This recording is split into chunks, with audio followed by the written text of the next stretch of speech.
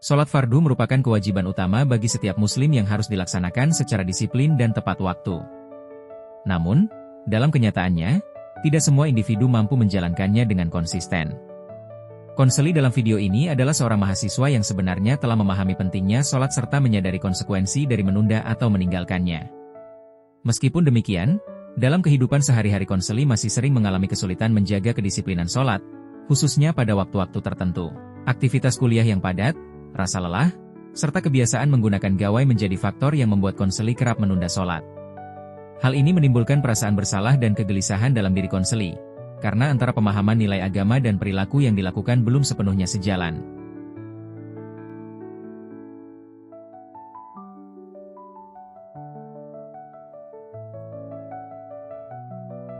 Selamat siang, Mbak. Siang, Bu.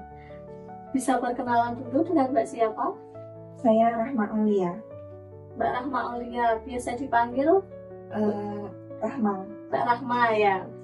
Mbak Rahma ini tadi dari mana? Dari kampus, Bu. Dari kampus. Kuliah di mana, Mbak? Di UIN Salatiga. Di UIN Salatiga. Kalau boleh tahu ambil jurusan apa, Mbak, di UIN? Saya BKPI, Bu. Oh, BKPI. Semester 5. Semester 5. Bentar lagi berarti, Mbak. Iya. Baik, ini Mbak Rahma yang menghubungi Ibu kemarin ya untuk melakukan sesi konseling. Iya, Bu. Baik, sebelumnya perkenalan juga, perkenalkan saya Ibu Naila, nanti sebagai konselor Mbak Rahma pada sesi konseling hari ini. Nah, ini sebelumnya Mbak Rahma udah pernah melakukan konseling individu belum? Belum sih, Bu. Berarti ini baru pertama kali ya? Iya. Baik. Nah, jadi sebelum kita lanjut ke yang lebih serius, lebih inti, Ibu ingin menjelaskan sedikit tentang apa itu konseling individu. Nah, konseling individu di sini yaitu bantuan secara tatap muka seperti saya dan juga Mbak Rahma. Nah, Ibu di sini membantu Mbak Rahma untuk menyelesaikan permasalahan yang Mbak Rahma alami. Nanti Mbak Rahma bisa menceritakan permasalahan yang Mbak Rahma alami. Seperti itu. Nah, jadi dalam konseling individu ini juga ada asasnya, Mbak. Yang pertama itu ada asas kerahasiaan. Nah, dalam asas kerahasiaan ini, apapun yang diceritakan Mbak Rahma nanti tidak akan disebarkan. Jadi, kita keep berdua saja gitu ya, Mbak. Jadi, tidak disebarkan atas izin Mbak Rahma. Yang kedua ada asas kesukarelaan. Nah, di sini Mbak Rahma bisa menceritakan apapun permasalahan yang Mbak Rahma alami. Jadi Mbak Rahma enjoy saja dalam konseling individu ini. Mbak Rahma bisa mengungkapkan semua perasaan atau peristiwa atau permasalahan yang dialami Mbak Rahma. Seperti itu ya. Nah, dalam sesi konseling ini juga bertujuan untuk Ibu tuh juga bisa mengenal Mbak Rahma lebih jauh lagi dan memahami masalah yang dialami Mbak Rahma seperti itu. Dan kita juga mencari solusi bareng-bareng. Sesi konseling ini kira-kira nanti akan berjalan 30-40 menit. Apakah Mbak Rahma menyetujui? Iya, bersetuju. Mbak Rahma, apakah sudah siap melakukan ke tahap ini? Siap. Mungkin bisa di posisi duduknya bisa dibeliin dulu, Mbak, agar lebih nyaman gitu. Sudah. Sudah. Baik. Kita mulai ke tahap ini ya, Mbak. Mbak bisa mulai menceritakan permasalahan yang Mbak Rahma alami atau peristiwa atau perasaan Mbak Rahma. Silakan, Mbak. Saya itu akhir-akhir ini capek banget, Bu. Kegiatan saya, kuliah saya gitu. Kadang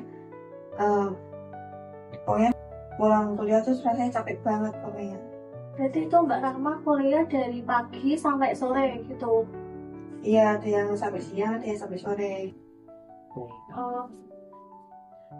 Itu kegiatan, tapi itu setiap hari seperti itu, Mbak? Ada beberapa hari, Bu.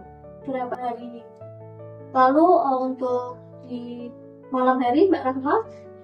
Kalau malam hari saya sehabis maghrib itu biasanya main HP gitu, game gitu Bu, tugas gitu. Ya. Oh, jadi Mbak Rahma ini merasa capek gitu ya dengan kegiatan Mbak Rahma sehari-hari, dengan kuliah dari pagi sampai sore ya, seperti itu. Jadi setiap hari seperti itu. Bahkan malam pun juga tugas gitu ya Mbak Rahma. Baik. Selanjutnya apakah ada perasaan atau permasalahan yang mengganjal Mbak Rahma? Saya itu masih kayak apa ya, kepikiran sama sholat saya Bu. Pokoknya seperti apa Mbak sholat? Eh, Sholat saya tuh kayak sering nunda-nunda gitu, kadang juga telat, kadang nggak teratur lah. Dengan menunda-nunda sholat itu eh, dengan faktor Mbak Rahma dari pagi sampai malam itu ya. Iya, saya capek, jadi kayak malamnya kayak capek, males mau ngapa-ngapain. Tapi dari faktor Mbak Rahma menunda-nunda sholat, apakah Mbak Rahma mempunyai perasaan takut, gelisah, atau bagaimana? Iya, kalau saya sudah menunda-nunda sholat nih Bu, saya tuh kayak kepikiran terus, bisa nggak ya gitu, kira terus gitu. Dengan menunda sholat, apakah ada perasaan yang mengganjal dari diri Mbak Rahma?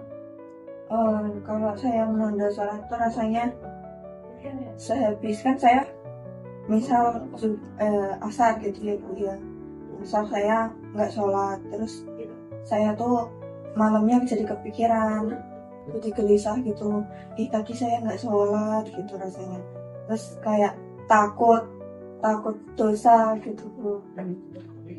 Jadi dengan menunda sholat asar itu tadi ya, Mbak Rahma tuh juga kepikiran ya di malam harinya. Iya. Nah, di waktu sholat asar itu tadi, Mbak Rahma biasanya lagi melakukan kegiatan apa? Itu kan biasanya pulang kuliah Bu, pulang kuliah itu sampai rumah langsung tidur, langsung main HP, jadi males ngapa-ngapain gitu. Jadi rasa capek Mbak Rahma dari pagi sampai sore itu tadi jadi males gitu ya. Ini sebelumnya Mbak Rahma udah pernah mencoba cara agar lebih melakukan sholat tepat waktu atau belum? Belum Bu. Jadi langkah yang akan diambil Mbak Rahma agar mencapai tujuan untuk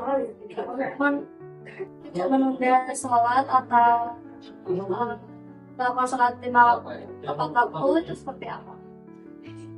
Mungkin saya akan coba sholat jamaah di masjid. Sholat berjamaah ya Mbak? Iya. Baik. Selain sholat berjamaah, apakah ada cara lain Mbak? Mungkin kalau dengan azan saya akan langsung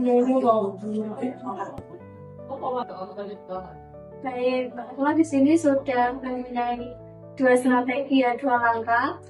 Yang pertama tadi Mbak Rahma ingin mencoba untuk sholat berjamaah, dan juga misal nanti azan berkumandang Mbak Rahma langsung mengambil wudhu untuk sholat. Apakah ada cara lain Mbak? mungkin itu dulu Bu. Itu dulu ya. Jadi kita sepakati Mbak Rahma untuk dua strategi tersebut. Yang pertama itu tadi sholat jamaah, yang kedua langsung melakukan sholat setelah azan berkumandang gitu ya Mbak. Baik, saya akan memberikan kontrak perilaku. Nanti Mbak Rahma isi kegiatan Mbak Rahma atau strategi yang ingin Mbak Rahma lakukan di 1 minggu setelah sesi konseling ini ya Mbak Rahma. Nanti setelah itu kita evaluasi di sesi berikutnya.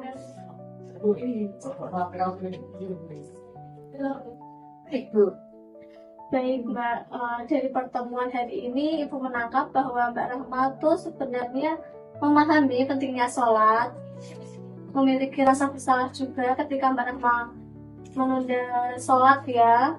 Tapi Mbak Rahma ini juga masih kesulitan untuk mengatur jadwal di kesehariannya Mbak Rahma. Baik Mbak, Ibu mengapresiasi langkah yang diambil Mbak Rahma. Dengan langkah tersebut adalah langkah yang terbaik buat Mbak Rahma. Semoga dengan yang sudah kita sepakati hari ini bisa berjalan baik di 1 minggu berikutnya ya Mbak. Iya Bu, terima kasih. Baik, untuk sesi konseling pada hari ini kita akhiri Mbak. Nanti kita jadwalkan untuk sesi konseling berikutnya di 1 minggu ke depan. Setelah itu sambil kita mengevaluasi apa yang kita sudah sepakati di kontrak perilaku tersebut ya Mbak. Sebelum kita mengakhiri sesi konseling pada hari ini, kita berdoa terlebih dahulu Mbak Rahma agar sesi konseling pada hari ini bisa bermanfaat bagi Mbak Rahma. Doa mulai. Doa selesai. Terima kasih Mbak Rahma sudah meluangkan waktu hadir di sesi konseling pada hari ini. Mbak Rahma sudah mempercayai saya sebagai konselor Mbak Rahma, dan semoga Mbak Rahma dilancarkan segala urusan Mbak Rahma. Baik Bu, terima kasih banyak juga Bu. Terima kasih Mbak Rahma.